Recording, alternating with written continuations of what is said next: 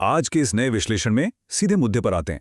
Traditional leadership advice आखिर अक्सर fail क्यों हो जाती है? दरअसल वजह बहुत सिंपल है। हम अक्सर मैनेजमेंट को एक सोलो टेक्निकल अचीवमेंट मान लेते हैं, ना कि एक कोलैबोरेटिव सोशल प्रोसेस। और बिल्कुल यही रीजन है कि बहुत ही ब्रिलियंट इंडिविजुअल कंट्रीब्यूटर्स अचानक से स्टॉल हो जाते हैं और उनका करियर ग्राफ अटक सा जाता है। इस एक्सप्लेनर को एंड तक देखने पर आज के इस तेजी से बदलते एनवायरनमेंट में आगे बढ़ने का एक डेफिनेटिव ब्लूप्रिंट सामने आएगा।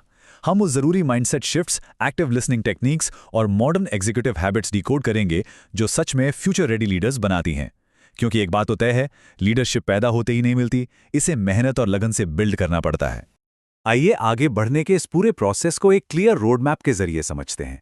बात होगी माइंडसेट शिफ्ट की, लीडरशिप क्वालिटीज डेवलप करने की, एक्टिव लिसनिंग फ्रेमवर्क की, अलग अलग लीडरशिप स्टाइल्स अपनाने की, कॉमन मिस्टेक्स को अवॉइड करने की और आखिर में उन मॉडर्न हैबिट्स की जो फ्यूचर लीडर्स के लिए जरूरी हैं। शुरुआत करते हैं सबसे पहले और सबसे जरूरी स्टेप से, shifting to a leadership mindset. अमरेक्स के अनुसार एक मैनेजमेंट रोल में आने के लिए एक बहुत बड़ा मेंटल शिफ्ट चाहिए।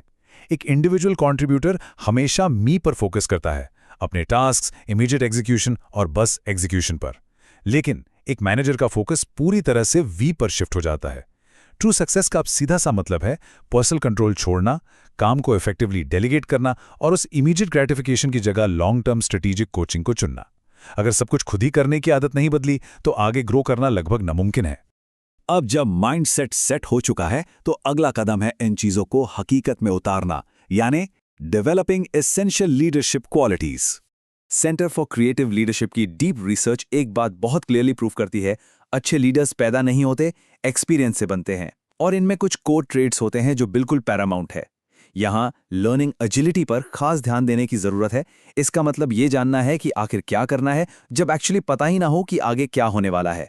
और साथ ही चाहिए करेज, जिससे ऐसी साइकोलॉजिकल सेफ्टी बनती है जहां टीम मेंबर्स बिना किसी डर के नए आइडियाज बोल सकते हैं।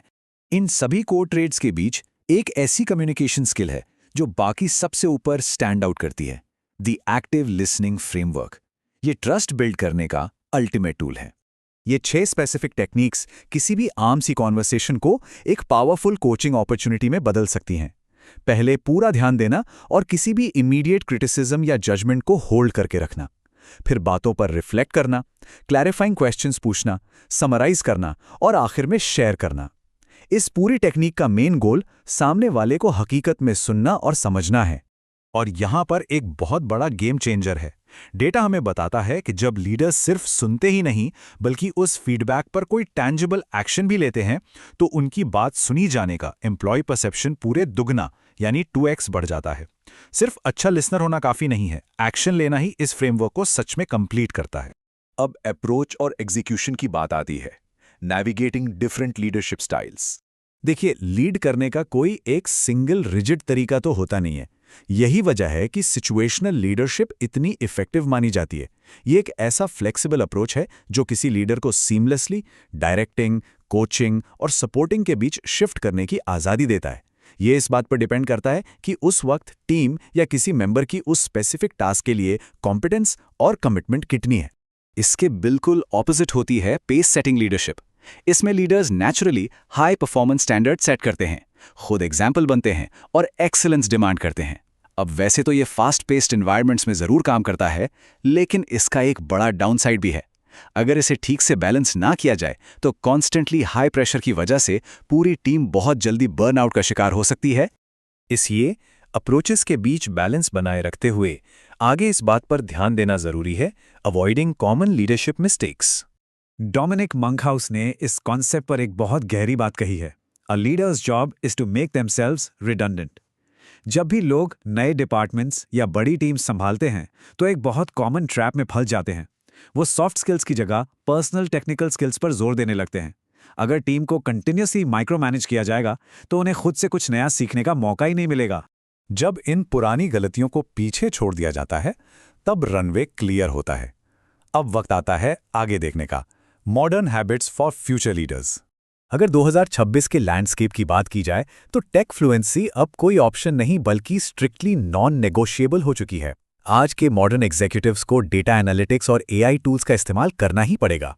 ये टूल सिर्फ छोटी मोटी प्रोडक्टिविटी के लिए नहीं है, बल्कि इन्फॉर्म्ड डिसीजन मेकिंग और एक्सेलरेटेड आइडिएशन के लिए बिल्कुल ज़रूरी है।